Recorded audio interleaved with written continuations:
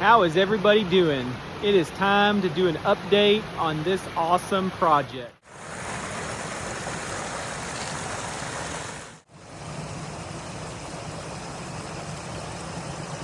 This is definitely one thing that I want to spotlight on this project.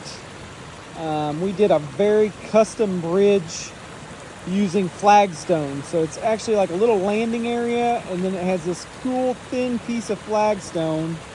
Let's get a closer look. It's only about 2 inches thick and just appears that it is floating over top of the water.